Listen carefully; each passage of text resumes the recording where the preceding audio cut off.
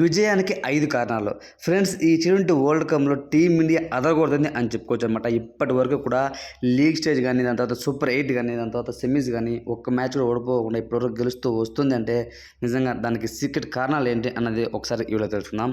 First of all Rohit Sharma captaincy అండి. అద్భుతంగా captaincy చేస్తున్నాడు. అసలు ఏమన్నా బ్యాటింగ్‌లో కూడా తను చాలా అయితే ఇంప్రూవ్ అయ్యాడు. అంటే ఇంప్రూవ్ అంటే ఇన్ ద సెన్స్ మంచి ఫామ్‌లో ఉన్నాడనమాట. ఇన్ ఫామ్‌లో ఉన్నాడు. మొన్న 92 రన్స్ చేసి ఆస్ట్రేలియాతో player of the match award గెలుచుకున్నాడు.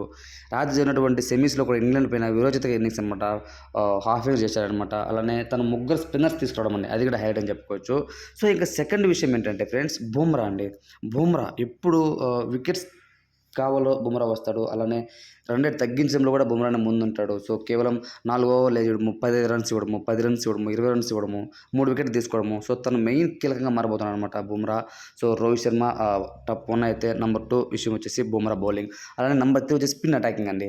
రోహిత్ శర్మ ముగ్గురిని స్పిన్ తీసుకొచ్చాడు. కుల్దీప్ యాదవ్, దాని తర్వాత అక్షర్ పటేల్, దాని తర్వాత జడేజా.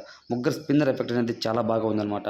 సో వాళ్ళు మిడిల్ ఆర్డర్‌లో బౌండరీస్ కట్టడి చేయడం కానివచ్చు, రన్స్ కట్టడి చేయడం కానివచ్చు, ముఖ్యంగా కుల్దీప్ యాదవ్ అందరిని కూడా ఆకట్టుకునే విధంగా బౌలింగ్ చేస్తున్నాడనమాట. సో కాబట్టి 3 స్పిన్నర్స్ తీసుకోవడం అనేది చాలా మంచిగా అయితే ఉంది.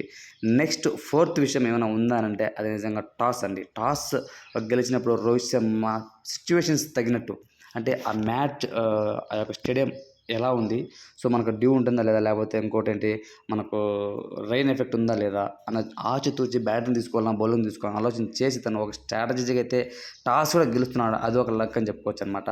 సో ఇంకొకటి ఏమన్నా ఉందా అంటే vice captain Hardik Pandya. So తను కూడా ఏంటంటే మంచిగా అయితే ఫామ్లోకి రావడము, టీమిండియాకి అయితే ఒక రకంగా కలిసి వచ్చింది అని చెప్పుకోవచ్చు అనమాట. ఓవరాల్గా టీమ్ ప్లేయింగ్ 11 అయితే మాత్రం అద్భుతంగా ఉంది.